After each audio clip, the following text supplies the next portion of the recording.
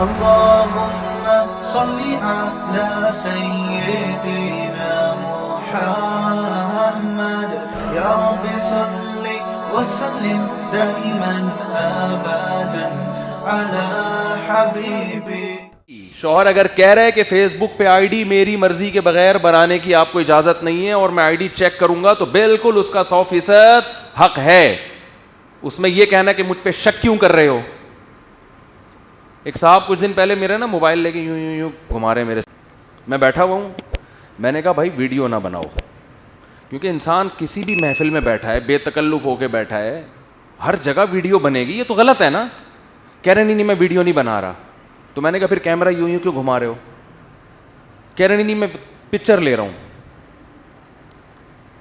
میں نے کہا دکھاؤ مجھے تو شک ہو رہا ہے کہ آپ ویڈیو بنا رہے ہو. کہہ رہے ہیں کیا مجھ پہ شک کر رہے ہو. میں نے کہا بالکل شک کر رہا ہوں میں آپ پہ. میں نے کہا میں بالکل، یعنی مجھ پہ میری زبان پہ اطمینان نہیں. میں نے کہا بالکل بھی آپ کی زبان پہ مجھے اطمینان نہیں ہے، کیونکہ نہ آپ میرے باپ ہو نہ آپ میرے ماموں ہو جس کو میں بچپن سے جانتا ہوں. بات آ رہی ہے سمجھ میں؟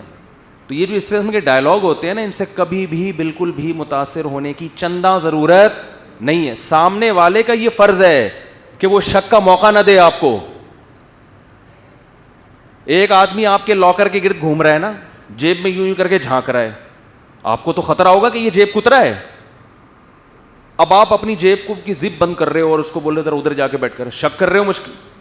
بھائی شک کا موقع کس نے دیا ہے؟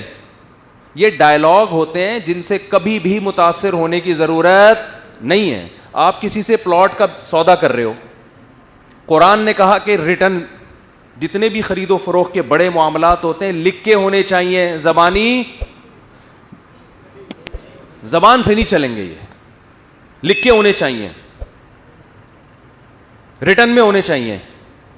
لیکن ہم نے دیکھا ہے کسی سے کوئی معاملہ کر رہے ہو، او بھائی لکھو یار میری زبان پہ اعتماد نہیں ہے. تو ایسے موقع پہ آپ نے پتہ کیا کہنا ہے؟ بالکل بھی نہیں ہے. آئی بات سمجھ میں؟ بولے بالکل بھی ہمیں آپ پر آپ ہمیں بالکل بھی پسند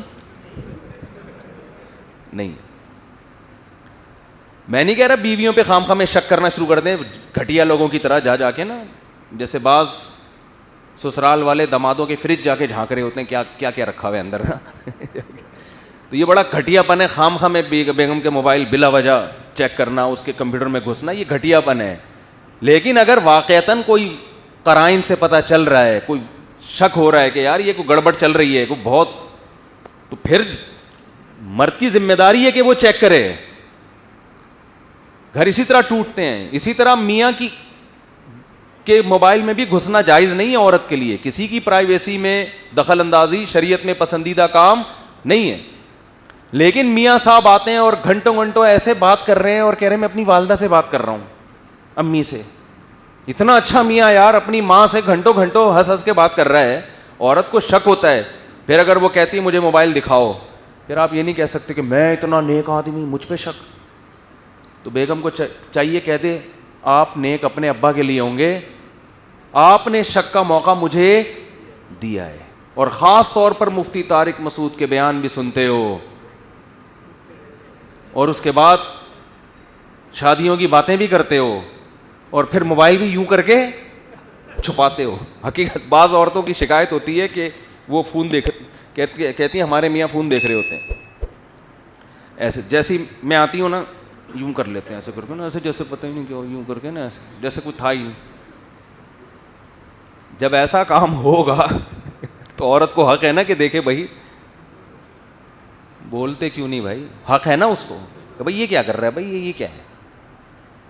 موبائل سے اتنی طلاقیں ہوئی ہیں نا، جو اتنی بدگمانیاں گھروں میں پھیلی ہیں، اتنی بدگمانیاں. بیگم نے یوں چھپا دیا تو آدمی کو شک شروع ہے پتہ نہیں کیوں چھپا رہی ہے بھائی. میاں یوں کر کے چھپا رہا ہے تو عورت کو شک ہوگا. تو ایسا کام کر کیوں رہے ہو بھائی؟ اول تو ہم جو آپ کو 4 کی ترغیب دیتے ہیں اس طریقے سے نہیں دیتے کہ آپ سیٹنگیں شروع کر دیں. جیسے پہلی تمیز سے، شریف لوگ پہلی بھی تمیز سے، تو ایسے ہی تمیز سے. تو جو بدگمانی کا موقع دیتا ہے نا اس کے ذمے وہ خود اپنا کیریکٹر خراب کر رہا ہے آپ کے سامنے.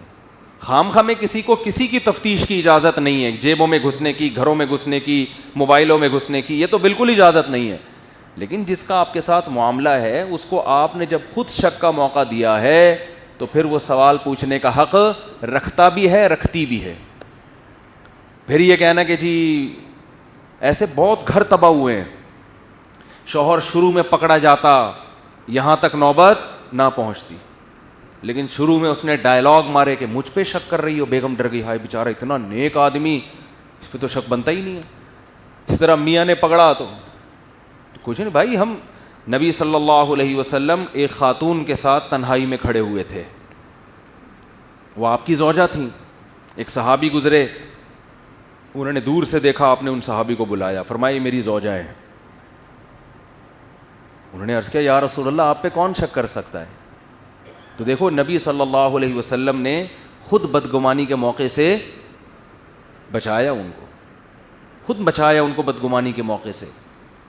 اس میں در سے آنے والی امت کے لیے کہ کوئی اتنا نیک پرہیزگار اپنے آپ کو شو کرنے کی کوشش نہ کرے کہ میرے اوپر انگلی اٹھ نہیں سکتی, ہم تو بہت نیک ہیں, ہمارے پیر صاحب اتنے نیک ہیں کہ بند کمرے میں الگ خاتون کو بٹھا کے باتیں کر رہے ہیں تو ہمیں یقین ہے کہ یہ بیٹی بنا کے ہی سمجھا رہے ہوں گے. وہ بزرگ کی ذمہ داری ہے بتائے لوگوں کو کہ بھائی کون ہے یہ میری, میں نے دروازہ کیوں بند کیا ہے. ایسے پیر چل رہے ہیں مارکیٹ میں کہ مریدنی کو دروازہ بند کر کے بٹھایا ہے, وہ اس سے بات چیت کر رہے ہیں, اور جو باقی مرید ہیں ان کو شک کرنے کی اجازت بولو نہیں. ادھر پیغمبر صلی اللہ علیہ وسلم بند کمرے میں نہیں تھے,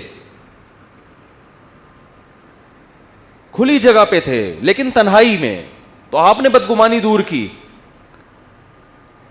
تو یہ آج کل بہت بڑا مسئلہ ہو گیا ہے کہ بدگمانی کا موقع دیں گے اور جب کوئی تفتیش کرنا چاہے تو فوراً کہیں گے آپ ہم پہ شک کیوں کر رہے ہو. تو مالی لین دین میں بھی ایسا ہی ہے. دیکھو جو ایک نمبر ہوتا ہے نا, جب وہ پیسوں کا لین دین کرے گا تو وہ کہے گا لکھو لکھو بھائی, مجھے اپنی یادداشت پہ اعتماد نہیں ہے, میں بھول سکتا ہوں, میں مر گیا تو میرے وارث نہ کھا جائیں. اللہ کا فضل ہے, تحدیث بن نعمہ کے طور پہ بیان کر رہا ہوں, شو بازی کے لیے نہیں. میرا کسی سے بھی کوئی مالی معاملہ ہوتا ہے, کسی سے بھی, جس کے پیسے میں نے دینے ہوں, دینے میں تو آدمی کہتا ہے لکھنے کی کیا ضرورت ہے, اس کو میں زیادہ اہتمام سے لکھواتا ہوں. جب بھی کسی سے میری خرید و فروخت کا کوئی معاملہ ہو تو میں ان سے کہتا ہوں کہ میں لکھوں گا کہ یہ فلاں کے پیسے میں نے دینے ہیں, آپ نامزد کرو, اگر آپ مر گئے تو آپ کی بجائے کس کو دوں گا میں یہ, اور میں مر گیا تو کس سے لیں گے آپ.